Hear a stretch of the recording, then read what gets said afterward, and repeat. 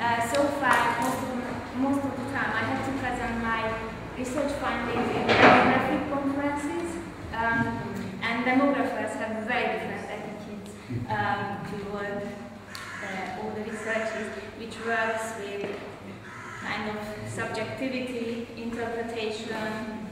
All what they bother about is in a big enough sample size and whether it's able to be verified but enough fun.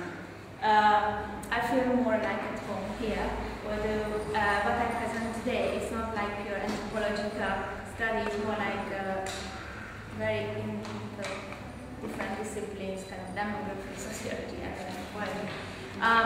But why I feel so much belonging to here, and it's kind of it gives you the context of my research, which I will present today, and which is in progress, I must say, is that I have done, since 2000, I have done quite intensive field works from time to time, some breaks in a poor and objectivized Hungarian gypsy village.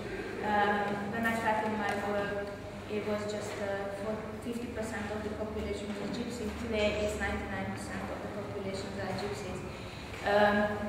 My research was about ethnicity and reproduction, correlation between these two very important social factors. And what I found, what I wrote about quite in those papers, is how low education, poverty, ethnicity has a huge influence on reproductive patterns. But I always got back as feedback, wow, it's very interesting. So all the gypsies start to give birth at a very early age. The gypsies always have a very big number of children. Okay, so poverty and reproduction is so much correlated. I realized that I can always fire the stereotypes, but we have already about the gypsy, women gypsy fertility patterns. So to broaden the pictures, I started to look at the other educational status of the Roma women, the very high achieving Roma women. So what kind of marriage pattern, what kind of fertility patterns do the Hungarian Roma university educated women have? Of course, it will be a very different story from my poor gypsy villages, but I think the story works looking good and works in the results.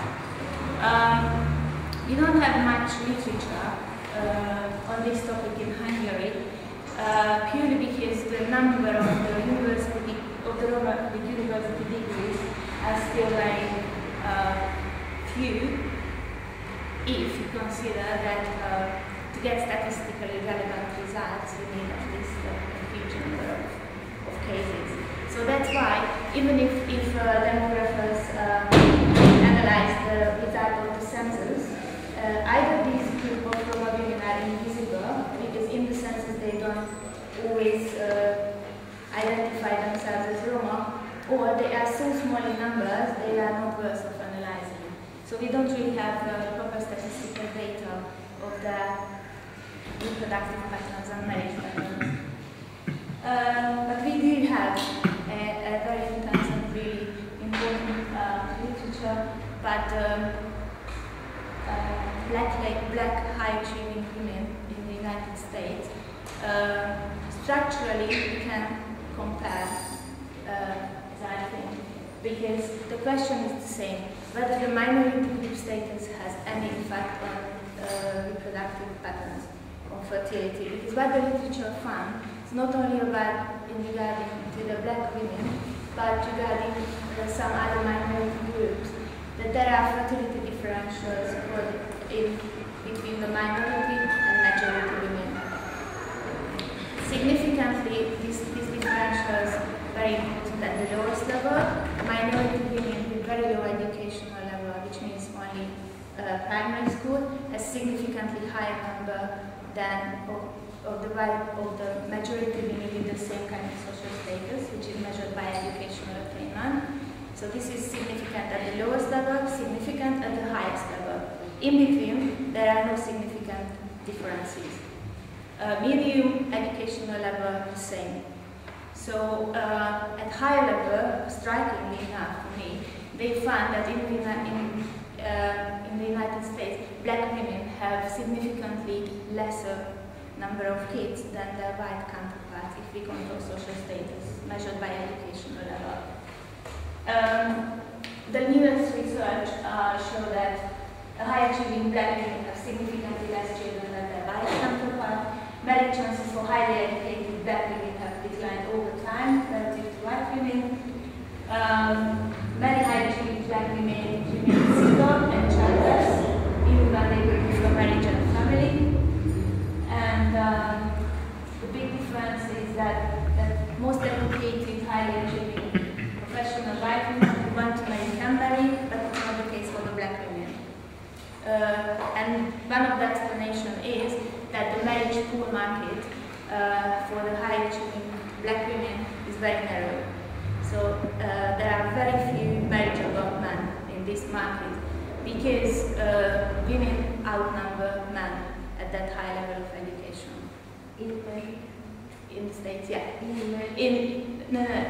Among the university degrees, among the lads who have university degrees. They intermarry like among blacks, not with whites.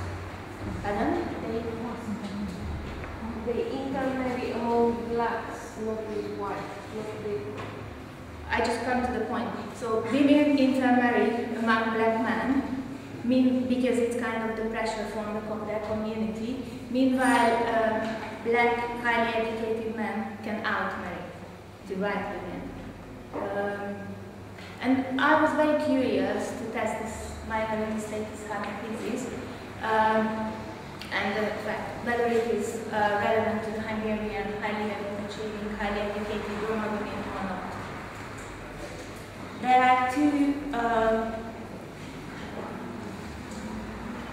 some data about the Hungarian cases. You can see the same.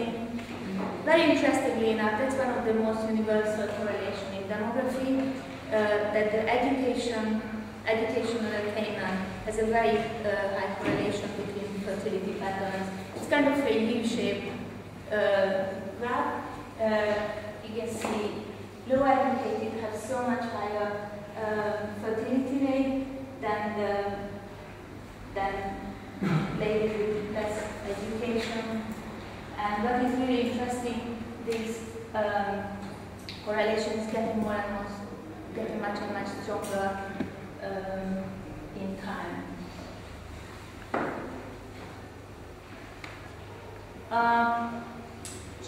This table telling a lot. I have to read to you. The National Gypsy Survey conducted by Romania didn't even have the category of college-educated Roma women because they didn't find many in that sample. So when they did the national survey, they had very professional sampling method. You might know it. One of the most important feature about the sampling method was they considered gypsies who were considered by their neighborhood, expert neighborhood, as gypsies. They also used the self-identification method, but they didn't think it was very important, so they used the others designation. So they don't even have this category. So we don't have data on a national level about this group. But I collected 50 so far 50 interviews. I collected like 50 in-depth interviews among these highly educated Roma women in Hungary, and so far, as I said, it's work in progress, but the mean number of children is just 1.1, which shows to me that the patterns are very similar to the patterns in the United States. So for me, it shows that although it's not a representative sample, but it shows to me that these highly educated Roma women have less children than their highly educated non-Roma counterparts. There are two alternative explanations trying to understand what can be the reason behind this, and one which became classical up to date is the minority group status hypothesis, which says that minority status in itself has influence on fertility patterns, even if we control all the other social factors like education level, poverty level. And it argues that minority status means insecurity. So those women who are in minority status, they feel so insecure in the society that they can imagine that upward mobility only if they reduce their family size.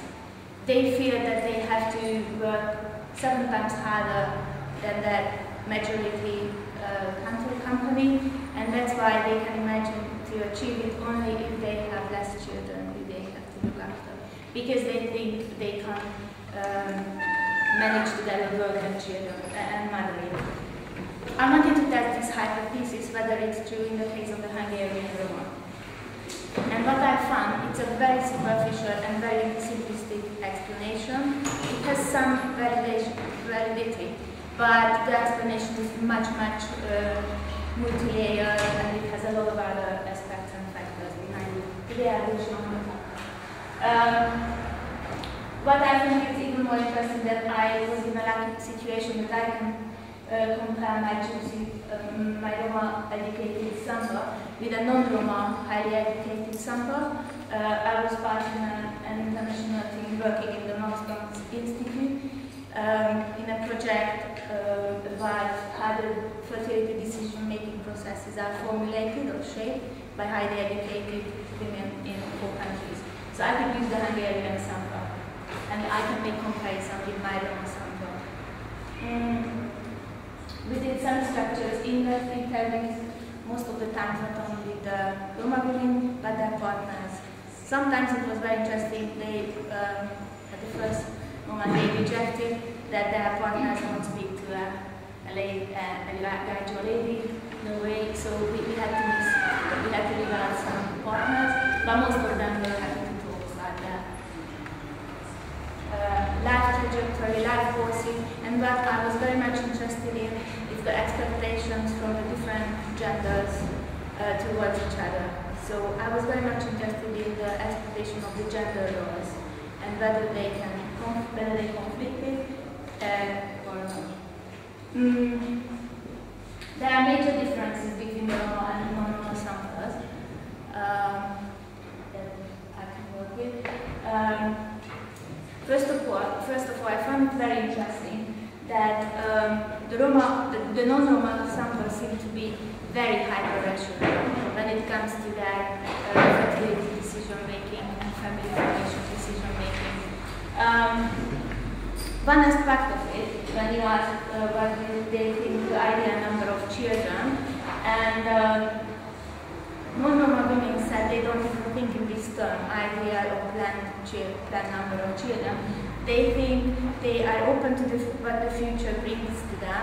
They grasp all the opportunity which life brings to them, but they don't plan like in this way. Meanwhile, the non-Roma have quite exact plans.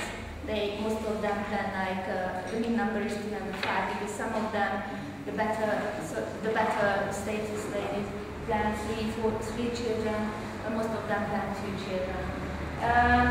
Roma women instead do not think in terms of plan or ideal number, but they respond effectively to the convenient and surprising offers that life can make. I think it's a very important differentiation, because it means that we are not on the right way when we consider Roma's fertility patterns, if you think in the classical rational choice model as it's used widely in demography. So with Roma we have to think a bit differently, and it's not true that intention follows decision in the case of the Roma. I think another interesting feature is that meanwhile, and for me it was a bit striking, so meanwhile the Hungarian lady, non-Roma Hungarian women with diploma, they think that they have to plan very precisely their different life stages. So first they have to work for a couple of years to be entitled to the child benefit,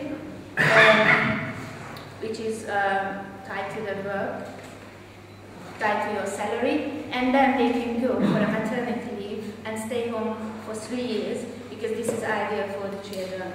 So there is like very strong cultural beliefs that it's only good for your child if you stay at home with her for 3 years. You can't put or live into an institution, and then you can go back to work. That's why professional, so like in December, there are just very few like intellectual ladies who think that they can manage it a bit more flexible way. Meanwhile, in the Roma sample, they think much more flexible ways. So for them, work is not like it's not like economic activity which you get money for, but work is so much more like an mission. So most of them, almost out of any exception, they work with their Roma communities. So either they work in NGOs, or they work as like lawyers, or they work social workers. Even if they don't start like this, they didn't start like this, they ended up like working for their communities. And for them, work is so important, it's part of their identity, that they can't imagine not to work for having children. But they are very family oriented, so they think one or two children can be manageable, but in a very flexible way. And I found very important correlation between the self-perception, so-called identity, and the childbearing practices. It's very important that even the high-achieving Roma sample is very heterogeneous. So you can at least differentiate 3 different groups according to their self-perception. So one group is those who are kind of ashamed of their gypsy origins. They are not the majority. The other ones are those who are very happy and even proud of being gypsies. They are the ones who come from the musicians, the highly outcasted gypsy families, who are very proud of having their own culture, socialized like in the circles of artists, writers, painters. They have very different self-perception about themselves. And it has a huge impact on their fertility plans or reproductive plans. Those ones who have the self-perception of being ashamed that I came from a gypsy origin, my mother had no education, she's illiterate, these girls didn't even invite their fathers to their diploma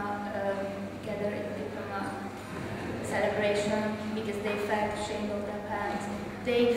They spent so many years to find themselves, to find their own way, to find their self-realization. That's why they delayed childbirth, because it took them for so long. And that's why they ended up mostly with one child. The second group were quite proud of being gypsy and feel more like relaxed about their identity. They have very interesting paths in finding partners. Very interestingly, they don't find men of the same origin gypsies. It's very striking that 90% of the sample have a Jewish origin partner. And it's very interesting because what they say, even our parents socialized us, make friends with the Jewish, because if they take us, they will take us together. It's from the Nazis' time.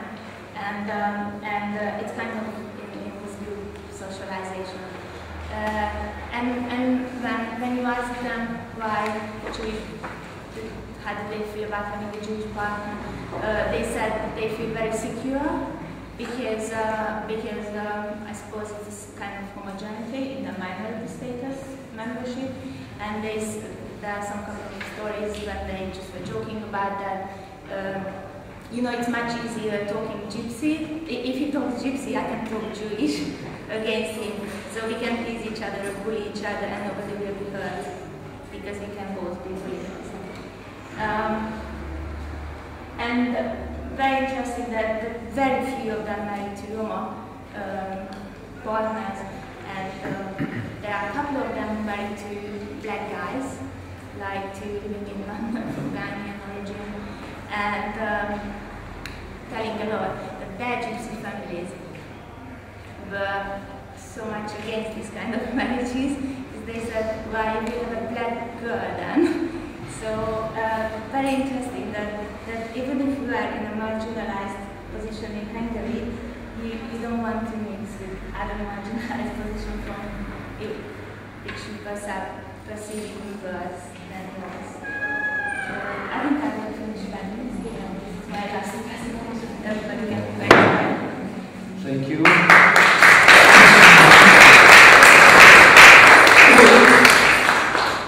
So, questions and comments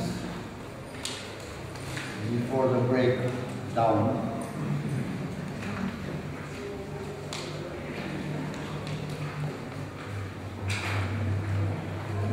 Well, if not, we can talk it over the break. We have just 1 hour break and sorry, somebody wanted to question?